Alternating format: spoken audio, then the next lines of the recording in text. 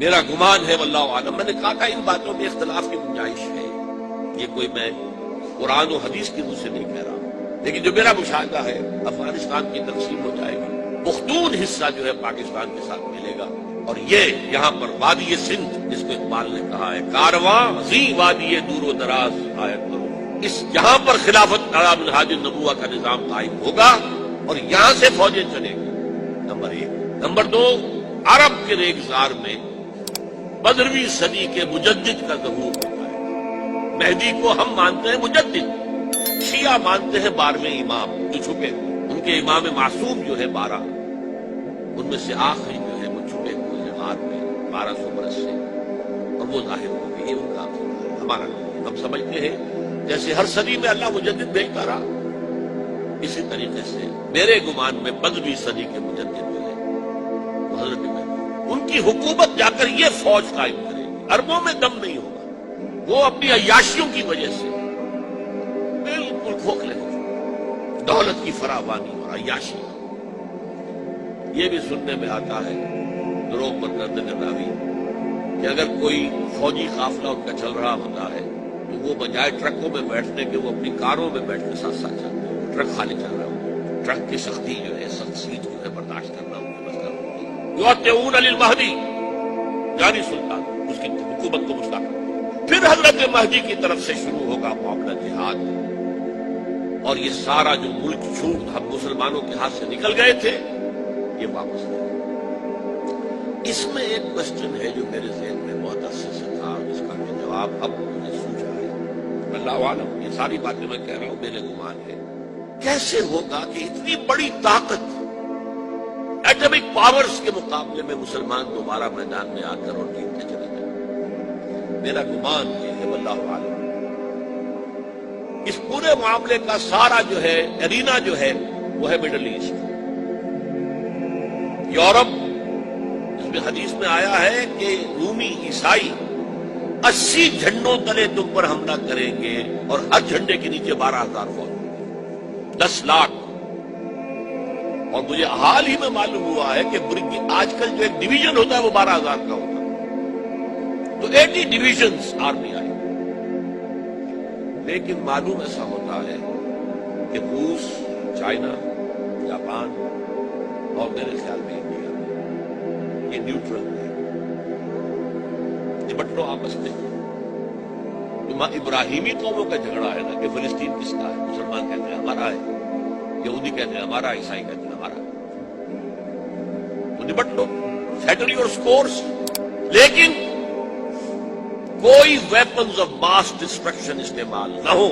اگر وہ ہوئے تو پھر ہم میدان میں آ جائیں۔ میرا گمان یہ ہے کہ ویپنز آف ماس ڈسٹرکشن استعمال نہیں کر سکے، اور پھر جنگ کے اندر مسلمانوں کے ساتھ جیتنا ان کے لیے ممکن نہیں۔ جن کو موت عزیز ہے، منحصر مرنے پہ ہو جس کی امید، نا امیدی اس کی دیکھا جائے، اور وہ مرنے کو تیار نہیں ہے، وہ تو 40,000 فٹ کی بلندی سے دیسی کٹر دیکھ سکتے ہیں، نیچے نہیں آئیں گے۔ اور جب نیچے کچھ اتنے تھے تو جو حشر کیا تھا، تو جو بات کہی تھی رمزفیلڈ نے، ویری ٹینیشیس فائٹرز، یہ افغانستان افغان والے جو ہیں یہ تو چمٹ جانے والے ہیں، یہ ایسے جنگجو ہیں، ان سے جان چھڑانی مشکل ہے، جن کے لیے موت سب سے بڑی کامیابی ہے، شہادت میں مطلوب و مقصود مومن نہ مالی غنیمت نہ کشور میں شاید مسلمانوں کا مقابلہ کر سکے۔ یہ ہے میرا گمان واللہ اعلم۔ بہرحال پہلا مرحلہ کسی اجمی ملک میں جو میرے نزدیک پاکستان اور افغانستان کے مشتمل ہوگا، خلافت کا نظام پہلے آئے، پھر یہاں سے فوجیں چلے گی، حضرت مہدی کی حکومت قائم کرے، پھر وہ حضرت مہدی جو ہے وہ جہاد کریں گے، قتال کریں گے، اور اس قتال کے آخری مرحلے پر حضرت عیسیٰ علیہ السلام بھی نازل ہو جائے گے، اور غالباً ان کے ذریعے سے پھر جتنا الیکٹرانک ان کا حساب کتاب ہے وہ ختم ہو جائے۔ حضور نے فرمایا ان کی آنکھوں میں ایسی تاثیر ہوگی جہاں پر نگاہ جائے گی یہودی پگھل جائے گی، کوئی بہت بڑا لیزر ہوگا اور ظاہر بات ہے کہ ان کے یہ ہتھیار جو ہے ان کا مقابلہ تو مسلمان نہیں کر سکتے، اور نہ ابھی آپ کو 100 برس بھی یہ سوچ سکتے ہیں کہ کوئی مسلمان ملک اتنی ترقی کر سکتا ہے کہ ان کے مقابلے میں پہنچ جائے ان کے آلوں۔ تو یہ اصل میں جو شخص سراپا معجزہ تھا، حضرت عیسیٰ جو ہے سراپا معجزہ، پیدائش معجزہ، آسمان پر اٹھایا جانا معجزہ، خلق حیات، بنایا مٹی کا پرندہ، پھونک ماری اڑنے لگا، احیاء موتا، مردہ کو کہا اٹھو قم باذن اللہ، اٹھ گیا چلنے لگا، مادرزاد اندھے کے آنکھ پر ہاتھ پھیری اور اس کو آنکھیں اللہ نے دے دی، کوڑی کے جسم پر ہاتھ پھیرا اور کوڑ صاحب، اس سے بڑے معجزے تو کسی کو دیے ہی نہیں گئے۔ سراپا معجزہ، وہی آ کر آخری جو بھی ہوگا معاملہ اس کے اندر حضرت عیسیٰ کی معجزاتی شخصیت جو ہے در حقیقت وہ فیصلہ کرے۔ میرے نزدیک یہ ہیں وہ چیزیں جس کی بنا پر میں سمجھتا ہوں کہ حالات جو ہے جدھر جا رہے ہیں، حضرت عیسیٰ کے آنے کے بعد 2 نتیجے نکلیں گے۔ عیسائیوں کا مذہب ختم ہوا، حدیث میں آیا ہے کہ عیسیٰ آئیں گے،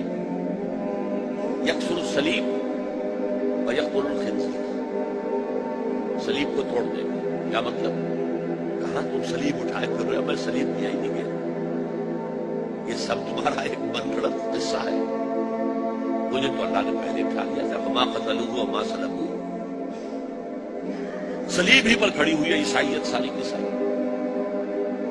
اور خنزیر کو قتل کر دی۔ خنزیر تم نے کیسے حلال کر دیا اپنے لیے؟ کبھی اسلامی شریعت کے اندر موسیٰ کی شریعت میں حرام تھا، وہی موسیٰ کی شریعت میں تمہیں دے کر گیا تھا۔ Don't think I have come to destroy law, یہ لا تم پر نافذ رہے گا۔ گویا کہ عیسائی مذہب ختم ہو کر اسلام میں منتخب ہو گیا، یہودی ایک ایک ختم کر دیا۔ یہودی کیوں اس انجام کے مستحق ہیں؟ اللہ کا پرانا قاعدہ چلا آ رہا ہے، جس قوم کی طرف کسی رسول کو بھیجا، اگر قوم نے بحیثیت مجموعی رسول کا انکار کیا وہ ہلاک کر دیا۔ قوم نوح ہلاک ہوئی یا نہیں؟ قوم ہود، عاد ہلاک ہوئی یا نہیں؟ قوم سمود جن کی طرف حضرت صالح بھیجے گئے، قوم شعیب، عمورہ اور صدوم کی بستیاں، آل فرعون، یہودیوں کی طرف حضرت عیسیٰ کو رسول بنا کر بھیجا گیا تھا، انہوں نے رد کر دیا،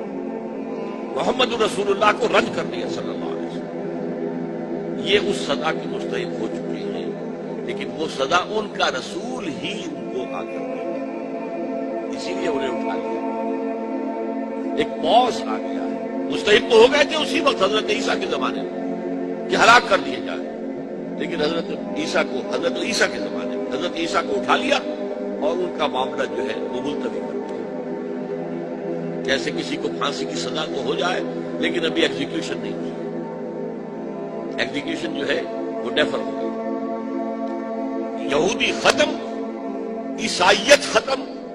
اور عیسائی سب مسلمانوں کے ساتھ شامل ہو کر ایک ملت